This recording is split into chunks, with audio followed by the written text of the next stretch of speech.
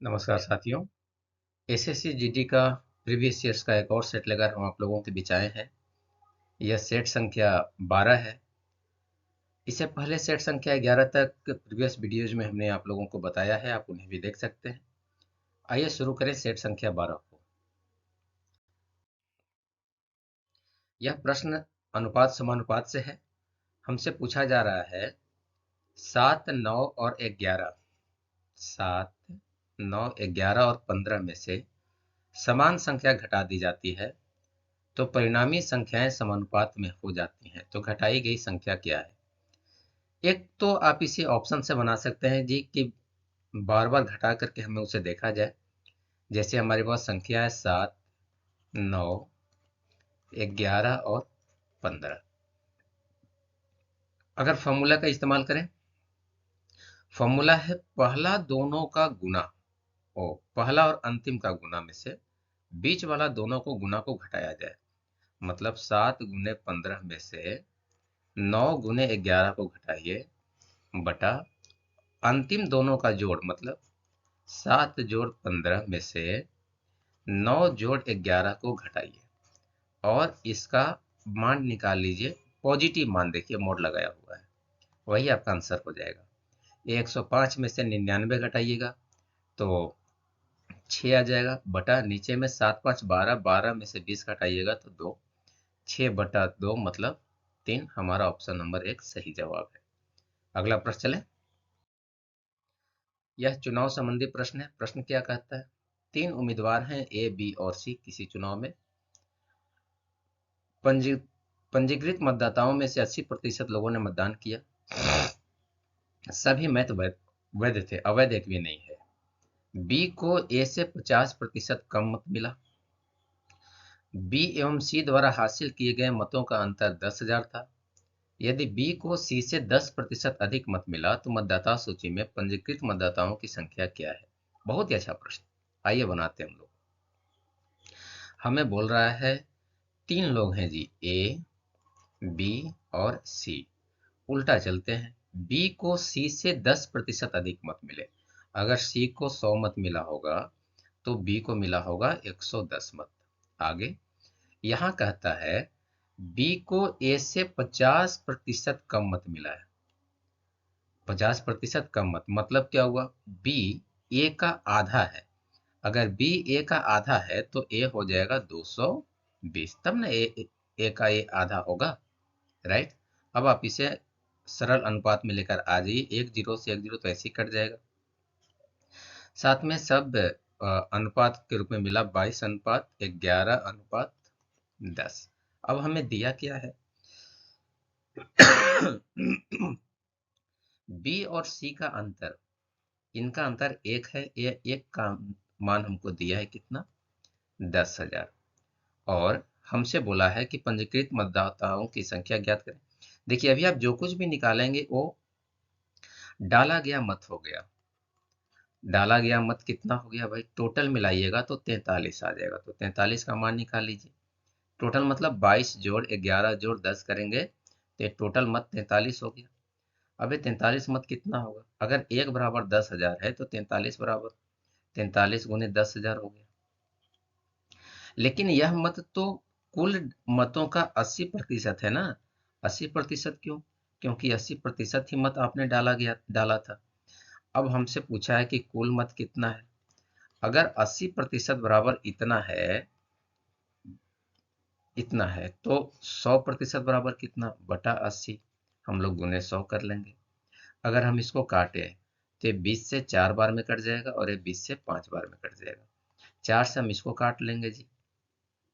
कैसे कटेगा? एक बार में 0, 30 7 चौक 28, 5 5 और उस पर 2 जीरो। अब हम इसको 5 से गुना कर लेंगे तो वैल्यू आ जाएगा 00, 5 7 5 35 2 37 के साथ हाथ में रहा 3, 3 5 5 3 7 5 00। ऑप्शन नंबर 2 हमारा सही जवाब है। अगला प्रश्न देखें। यह ट्रेन संबंधी प्रश्न है। आइए देखते हैं। 550 मीटर और 650 मीटर लंबाई की 2 ट्रेन है। 68 किलोमीटर प्रति घंटा और 40 किलोमीटर प्रति घंटा की चाल से विपरीत दिशाओं में एक दूसरे के समानांतर चल रही है। देखिए पहला तो कि ये विपरीत दिशा में चल रहा है। तो विपरीत दिशा में चलने के कारण इनका जो सापेक्षिक चाल होगा, वह सापेक्षिक चाल दोनों चालों का योग हो जाएगा, मतलब 108 किलोमीटर प्रति घंटा। आप इसे मीटर प्रति सेकंड में बदल लीजिएगा जी। मीटर प्रति सेकंड में कैसे बदलते हैं हम लोग? 5/18 से गुना करके इसको 6 बार में कट काट लेगा, तो सापेक्षिक चाल मिल गया हमको 30 मीटर प्रति सेकंड। अब इनको एक दूसरे को तय करने में जो दूरी होगा वह उनके लंबाइयों का योग होता है। 550 और 650 को अगर जोड़िएगा तो 1200 मीटर आ जाएगा। हमें अब समय निकालना है कि समय कितना लग गया। तो दूरी तो हमको मिल गया 1200 मीटर। अब इसको चाल से भाग कर देंगे तो हमारे पास 40 सेकंड का समय लग जाएगा। ऑप्शन नंबर 1 हमारा सही जवाब है। अगला प्रश्न देखें। यह क्रैमुल विक्रैमुल पर संबंधित एक प्रश्न है, आइए देखते हैं। एक व्यक्ति दो वस्तुओं को एक ही मूल्य पर खरीदा है, मतलब क्रैमुल समान है। एक पर 10% का लाभ और दूसरी को 5% की हानि पर बेच दिया, ठीक है। दोनों विक्रैमुल के बीच का अंतर 60 रुपया है, तो दोनों वस्तुओं के क्रैमुल का योग क्या होगा, ये आपको निकालना है। मान लेते हैं कि दोनों वस्तु का जो क्रैमुल है वो 100 रुपया है। क्यों? क्योंकि दोनों का क्रैमुल तो समान ही था। इसको बेच दिया 110 रुपया में और इसको बेच दिया 95 रुपया में।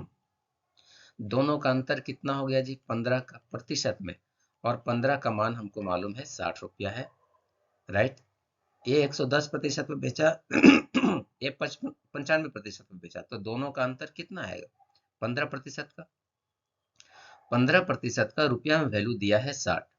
अब हमसे बोला कि कुल करेमुल तो भाई 200 रुपया होगा ना, तो 200% का मान निकाल लीजिए।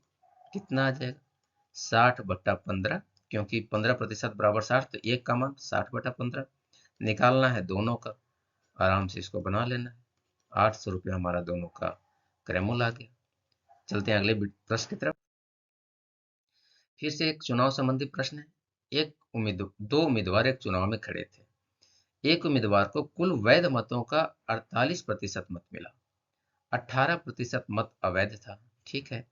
कुल मतों की संख्या 17,500 थी। तो दूसरे उम्मीदवार को वैध मतों की संख्या का कितनी मत मिला है?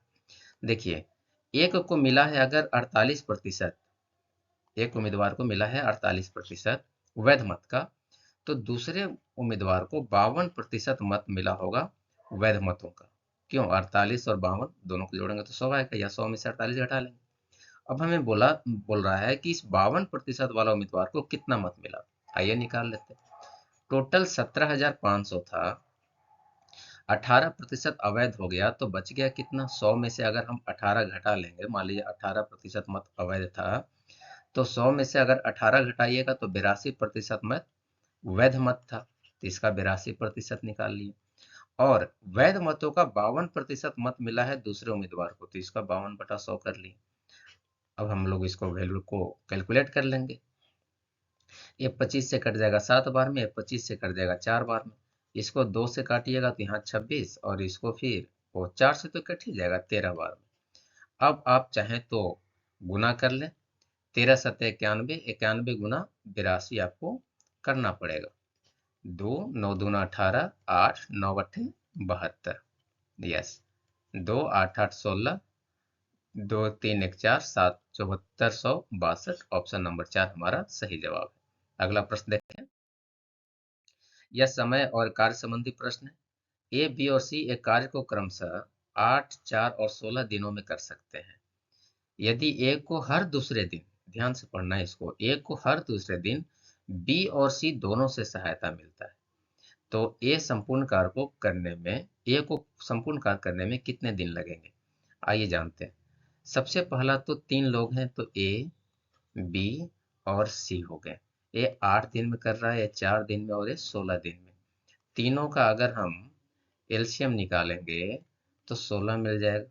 यहाँ 2, यहाँ 4 और यहाँ 1 है। अब पहला दिन काम किया ए ने, ठीक है, ये पहला दिन का काम है। दूसरा दिन फिर ए भी कर रहा है, बी भी कर रहा है और सी भी कर रहा है, तीनों मिलकर कर रहे हैं। तब इनका इफिशियंसी कितना होगा, ये निकाल लीजिए। देखिए यहाँ ए 2 बार आ गया ना, तो 2 जोड़ 4 जोड़ 1, कितना हो जाएगा, पहले 2 को ले आए, ए वाला हो गया, फिर 2 जोड़ 4 जोड़ 1, टोटल इफिशियंसी 4 4 8 और 1 9 आ रहा है इनका इफिशियंसी। ये 2 दिन का काम हो गया, कितने दिन का काम, 2 दिन का काम 9 हो गया। यस, आइए जानते हैं जी। 2 दिन में आपने 9 काम को पूरा कर लिया, ठीक है। अगला दिन फिर कौन सा काम करने आ रहा है, अगला दिन फिर काम करने ए आएगा सिर्फ। तो एक दिन का काम फिर से हमको कितना मिल जाएगा, ए का एक काम हो गया। बचा बचा हुआ काम कितने बच गए, 16 काम टोटल था, 9 काम, 9 और 2 11 काम हो गया, बच गया सिर्फ हमारे पास अब 5 काम। अब उस 5 काम को, इस 5 काम को, भाई अभी तो यहाँ 11 काम हो रहा है ना टोटल, 11 में से शेष काम कितने बच गए, शेष 16 में से अगर 11 घटाएंगे तो 5 काम। अब इस 5 काम को ए भी करेगा, बी भी करेगा, सी भी करेगा, कितने दिन में करेगा, तो 5/7। क्यों, क्योंकि ए प्लस बी प्लस सी का इफिशियंसी 7 है। अब हमसे पूछा कुल समय, कुल समय भाई कितना, पहले से 11 दिन था और 5 दिन और लग गया, और पहले से 3 दिन था, 3 दिन, क्यों, 2 और 1 3 दिन, और 5/7 दिन हमारा काम और लग गया है। तो 3.5/7, आप इसको अगर तोड़िएगा तो 26/7 दिन का समय आपको लग जाएगा। 3 कहाँ से ला रहे हैं, 2 और 1 3 दिन पहले काम हुआ था और 5/7 दिन अभी काम हो रहा है, तो टोटल 26/7 दिन। ऑप्शन नंबर 3 हमारा सही जवाब है। अगला प्रश्न देखें। लारा ने एक बैंक में 8,000 रुपये की राशि जमा की, उसे छमाही चक्रवृद्धि ब्याज की दर से 10% की दर से ब्याज प्राप्त करना है, 18 महीने में कितने राशि प्राप्त करेगी। अगर छमाही है और दर है 10%, तो 10% वार्षिक है ना जी, छमाही होने के कारण तो ये 5% हो जाएगा। यस, अब 5% के राशि पर हमको 18 महीने में, 18 महीने का मतलब 3 छमाह हो गए, 3 छमाही हो गए, तो 3 छमाही पर हमें निकाल लेना है इसको। 18 का 5% की दर से एक छमाही का निकालिए, 18 800 8,000 का मान आ गया 400। इस 400 पर फिर हम लोग 5% की दर से एक छमाही का निकाल लिए, मान निकला 20, और 20 पर फिर से हम लोग 5% की दर से एक छमाही का मान निकाल लिए, तो 20 × 5 = 100, ये मान निकल गया 1। हमने आपको सिखाया था कि 3 अगर समय हो तो उसका रेशियो होता है 3:1 चक्रवृद्धि ब्याज में। ये हो गया 1200, ये हो गया 60, और ये हो गया 1, टोटल हो गया 1261 रुपया ब्याज के रूप में। अब हमें मिश्रधन निकालना है। मिश्रधन का फॉर्मूला आप जानते हैं, 8,000 जोड़ ए ब्याज, तो 9261 रुपया हमारा सही जवाब आ रहा है, ऑप्शन नंबर 2।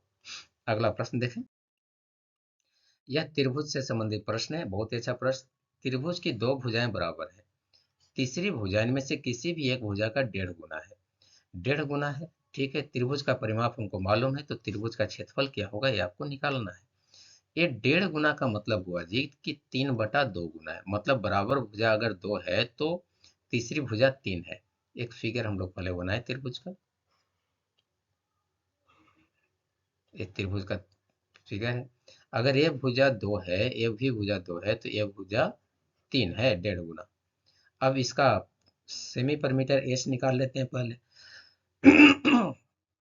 अब परिमाप निकाल लेते हैं, 2 2 और ये 3 है, तो टोटल आ गया कितना, 7,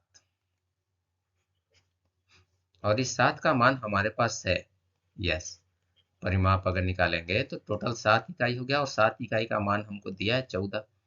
तो सभी साइड का मान निकालें, 2 का मान कितना हो जाएगा, 14/7 गुने 2 मतलब 4, और अगर 3 का निकालने पड़ा तो 14/7 गुने 3 मतलब 6। अब एक त्रिभुज का जो वास्तविक साइड निकला वो है 4, 4 और 6। अब हमें इसका क्षेत्रफल निकालना है, तो इस क्षेत्रफल को निकालने के लिए हम लोग हीरोन्स फार्मूला का इस्तेमाल करेंगे। S बराबर होता है 4 जोड़ 4 जोड़ 6/2, मतलब 14/2 तो 7। अब क्षेत्रफल का फॉर्मूला क्या होता है जी, जैसा कि आप जानते हैं, S इंटू एस माइनस ए 7 - 4, S - B 7 - 4, और s माइनस सी 7 - 6, वैल्यू कितना आ जाएगा जी? अंडर रूट 7 गुने 3 गुने 3 गुने 1। भाई ये 3 का वर्गमूल तो 3 आ गया, और 7 का वर्गमूल तो कुछ होगा नहीं, तो 3√7 हमारा सही जवाब है। अगला प्रश्न देखें। यह समय और दूरी का ट्रेन संबंधी प्रश्न है। एक ट्रेन बिना रुके 75 किलोमीटर की औसत चाल से दूरी तय करती है, जबकि वह रुकती है तो उसी दूरी को 65 किलोग्राम औसत चाल से तय कर पाती है। तो प्रति घंटा कितने मिनट रुक रही हो? आइए, बहुत ही आसान सा प्रश्न है। पहले वो 75 किलोमीटर की चाल से चल पाती है अगर वो रुकेगी नहीं तब। फिर वो 65 किलोमीटर प्रति घंटा की चाल से चल पाती है जब वो किसी स्टेशन पर कुछ समय के लिए रुकती है तब। अब इन दोनों के चालों का अंतर कितना है? 10 किलोमीटर। इसका मतलब कि वह 1 घंटे में 10 किलोमीटर के लिए रुकती, 10 किलोमीटर के बराबर समय के लिए रुकती है। अब 10 किलोमीटर को किस समय से किस चाल से तय करेगी? 75 किलोमीटर प्रति घंटा की चाल से। इतना घंटा आपका ऑप्शन आ जाएगा। अब हम लोग इसमें सोल्व कर लेंगे इसको। 10/75 आ रहा है, इतना घंटा है, इसको 60 से गुना करके हम इसको मिनट में बदल देंगे। ये 15×4 = 60, ये 15×5 = 75, ये 2 तो 8 मिनट का समय लग जाएगा जब वो हर एक घंटे रुकती है। अगला प्रश्न देखें। यह समय और कार्य का एक प्रश्न है। सोहन और रोहन मिलकर एक कार्य को 18 दिन में कर सकते हैं। सोहन अकेला उसी कार्य को 27 दिनों में कर सकता है, तो रोहन अकेला उस कार्य को कितने दिन में पूरा करेगा? सोहन और रोहन है, और फिर सोहन है। सोहन और रोहन मिलकर 18 दिन में, सोहन अकेला 27 दिन में कर सकता है। दोनों का एलसीएम निकाल लीजिए जी, 54 एलसीएम आएगा। इसका एफिशिएंसी 3, इसका एफिशिएंसी 2। अगर रोहन और सोहन में से सोहन को माइनस कर लेंगे तो रोहन का मान निकल जाएगा। 3 में से 2 घटा तो 1। अब सोहन का समय निकालना, जैसा आप जानते हैं टोटल काम 54 बटा एफिशिएंसी उसका 1, तो 54 दिन का समय लग जाएगा। ऑप्शन नंबर 4 हमारा सही जवाब है। अगला प्रश्न देखें। यह प्रश्न समय लाभ और हानि का है। एक विक्रेता 10 रुपये में 15 वस्तु खरीदता है और 15 रुपये में 10 वस्तु की दर से बेचता है, तो विक्रेता द्वारा अर्जित प्रतिशत लाभ ज्ञात कीजिए। देखिए, इस ढंग के प्रश्नों में हमेशा हमें वस्तु की संख्या को बराबर कर लेना है। वस्तु की संख्या को बराबर कर लेना है, ध्यान रखना है हमको। यस, वस्तु और मूल्य हमने लिख लिया। पहला 15 वस्तु खरीदा, पहला कंडीशन में कितने रुपए में? 10 रुपए में। और फिर वो 10 वस्तु बेच रहा है 15 रुपए में। आप इस वस्तु की संख्या को बराबर कर लीजिए।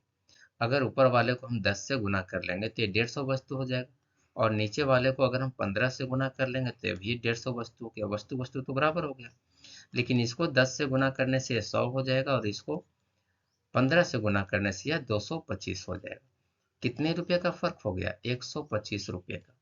ये लाभ निकल गया जी। अब 100 रुपया में आपने खरीदा, 225 रुपये में बेचा, तो 125 रुपये आपने लाभ कमाया। अब हमें इसका प्रतिशत लाभ निकालना है, तो लाभ गुने 100 बटा विक्रय मूल्य, क्रय मूल्य 100।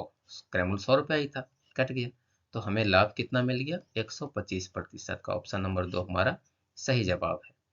यस, अगला प्रश्न देखें। प्रथम 4 विषम अभाज्य संख्याओं का औसत क्या होगा, ये निकालना है।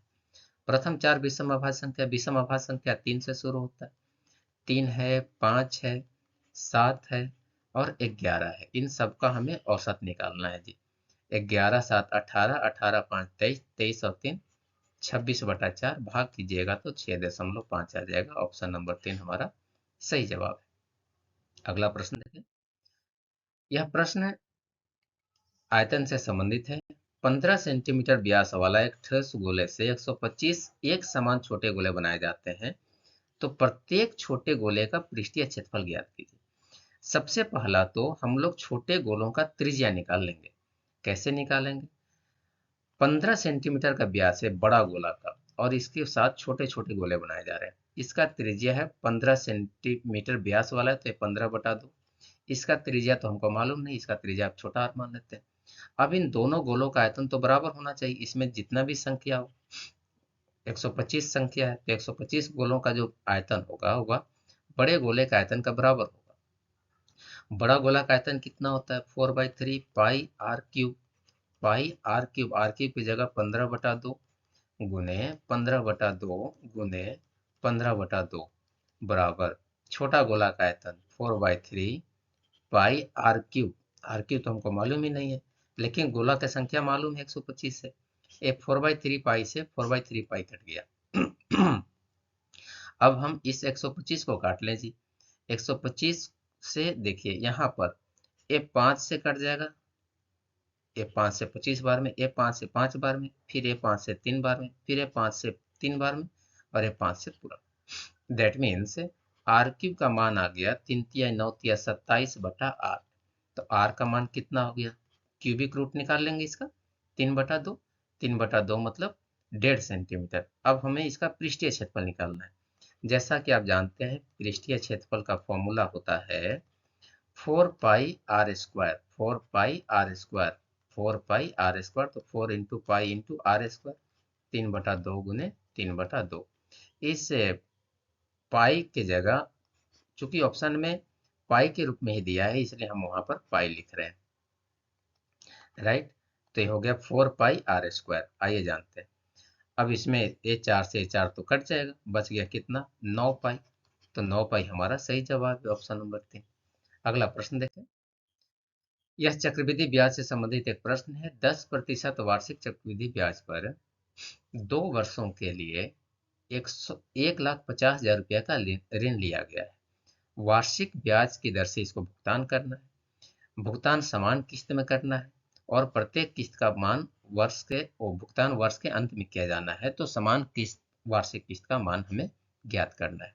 फिर से सीखते हैं हम लोग। प्रश्न क्या कह रहा है जी? प्रश्न कह रहा है कि 2 वर्षों के लिए 10% चक्रवृद्धि ब्याज की दर पर 1,50,000 रुपया का ऋण लिया गया है और इसे 2 वार्षिक किस्तों में चुकाना है।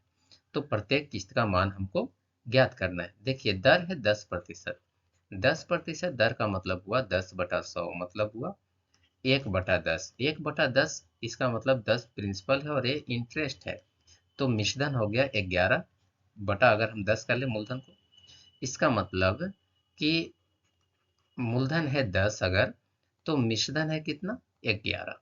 चूंकि 2 किस्त में लग चुकाना है इसलिए हम इसको 10 का स्क्वायर और इसको 11 का स्क्वायर कर लेते हैं। ध्यान रखना है कि इस तरफ जो हिस्सा आता है, यह हिस्सा, इस तरफ हिस्सा मतलब मिश्रधन की तरफ जो हिस्सा आता है वह किस्त का हिस्सा होता है और किस्त की संख्या को हमें बराबर कर लेना है। नीचे में किस्त तो 11 का स्क्वायर है ना, आप इस 11 के स्क्वायर को ऊपर वाला से बराबर करेंगे तो ऊपर वाला में भी हमको 11 से गुना करना पड़ जाएगा। यस। अब अगर हम इधर 11 से गुना कर रहे हैं तो इस तरफ भी हमें कितना से गुना करना पड़ जाएगा? 11 से। अब यहाँ प्रत्येक किस्त का मान 11 का स्क्वायर मतलब 121 आ रहा है। प्रत्येक किस्त का मान 121, जबकि हमें कुल मूलधन कितना मिल जाएगा? 11 गुने 10 कीजिएगा तो 110 और 10 का स्क्वायर कीजिएगा तो 100, मतलब 210 मिल गया। अब इस 210 का मान हमें मालूम है कितना? 1,50,000 रुपया। और 121 का मान क्या होगा ये आपको निकालना है। तो 1,50,000 बटा 210 गुने 121, ये हमारा ऑप्शन कैलकुलेशन आएगा। हमें इसको काट लेना है। अब हम इसको 7 से काट लेंगे। 7 × 21, ये 15,000 है यहाँ पर। तो इसको अगर 3 से काटिएगा तो 5,000 आ जाएगा। गुना करेंगे 121 को 5 से तो वैल्यू आ जाएगा 5, 12×5 = 60। 60,000, 6,05,000 रुपया। अब हम सेट 6,05,000 को बटा 7 है ना, बटा 7 है तो 7 से भाग कर लें। यस, ए 8×7 = 56 हो गया। 4×5 = 7×6 = 42। अब आगे आपको जाने की जरूरत नहीं है, आप देख रहे हैं यहाँ पे कि 86,000 समथिंग आएगा। ऑप्शन नंबर 2 हमारा टैली कर रहा है। यस। अगला प्रश्न की तरफ चलें। हमसे पूछ रहा है निम्नलिखित में से कौन सी संख्या 16 से विभाज्य नहीं है? 16 से विभाज्य होने के लिए जरूरी है कि वो 4 से भी विभाज्य हो। आप देख लो कि अंतिम 2 अंक में 4 से कहाँ भाग नहीं लगता है। यहाँ 68 4 से भाग लग जाएगा। यस। ये 16 4 से भाग लग जाएगा। ये 76 4 से भाग लग जाएगा। लेकिन ये 26 में 4 से भाग लग पाएगा? नहीं लग पाएगा। इसलिए ये ऑप्शन 16 से विभाज्य नहीं हो पाएगा। अगला प्रश्न देखें। यह प्रश्न अनुपात से संबंधित है, बहुत ही आसान सा प्रश्न। यहाँ ए अनुपात बी दिया है आपके पास 5:8 और बी अनुपात सी भी का मान भी दिया हुआ है 4:7। तो ए अनुपात बी अनुपात सी निकालना है, जैसा आप जानते हैं। 8 सतह यहाँ 56 हो गया, 8 चौका 32 हो गया और ये 5 चौका 20 हो गया। चूंकि सब में 4 कॉमन है इसलिए सबको 4 को फिर से काट सकते हैं। तो 5:8:14, 14 चौका 56, 5, 8 और 14 हमारा सही जवाब है। अगला प्रश्न देखें। यह समय और दूरी का एक प्रश्न है। एक ट्रेन पहले 10 मिनट में 90 किलोमीटर प्रति घंटा की चाल से चलती है, अगले 25 मिनट में 60 किलोमीटर प्रति घंटा की चाल से चलती है और अंतिम 4 मिनट में 15 किलोमीटर प्रति घंटा की चाल से चलती है। तो ट्रेन की औसत चाल ज्ञात करें। देखिए इसमें 3 सेक्शन है, तो तीनों सेक्शन का हमें पहले दूरी निकाल लेना है। दूरी निकालेंगे कैसे जी? 10 मिनट 90 किलोमीटर प्रति घंटा की चाल से, 90 किलोमीटर प्रति घंटा की चाल से और 10 मिनट लग रहा है। तो 10 मिनट में देखो दूरी बराबर चाल गुने समय, निकाल ली, आराम से इसको काट ली। ये 15 किलोमीटर आया, यस 15 किलोमीटर आया। ये पहला दूरी निकल गया।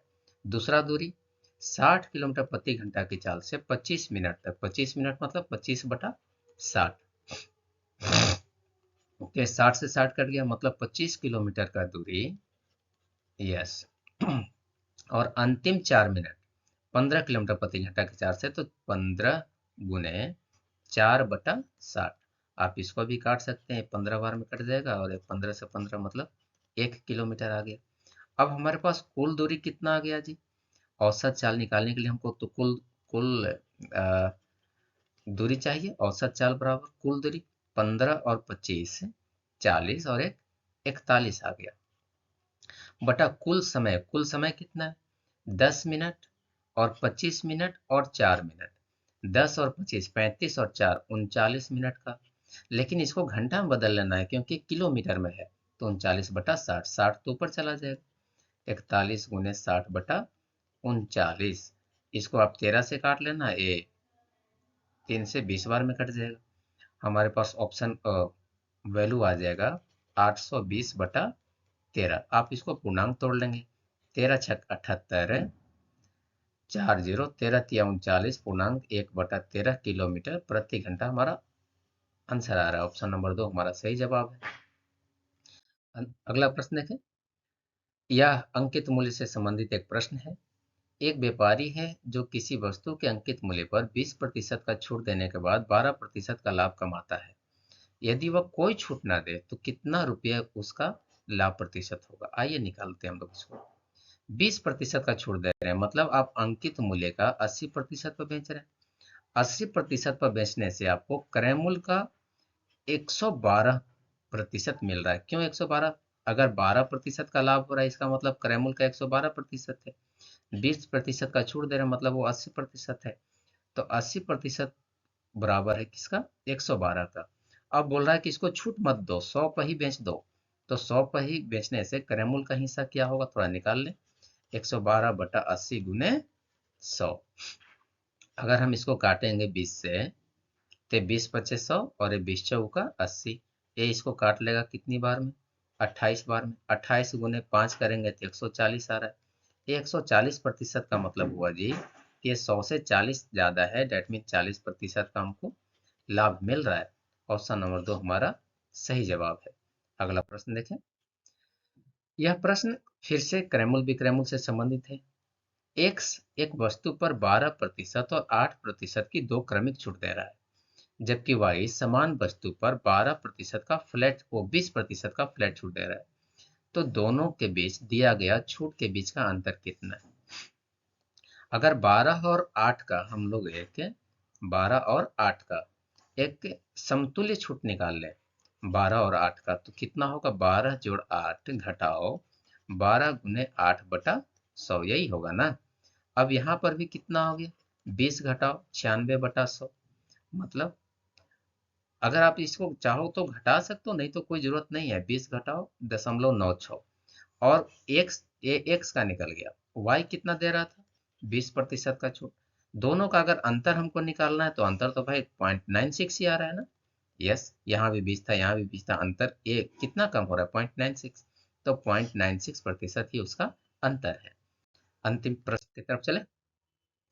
या बुड़मा से संबंधित प्रश्न आप जानते हैं कि इसमें छोटा वाला ब्रैकेट का पहले हम लोग इस्तेमाल करते हैं। 56 में से 8 घट गया तो कितना मिला हमको, 48, और इसमें 9 जोड़ देंगे तो 57 मिल गया। अब यहाँ 42 और 57 को जोड़ना है।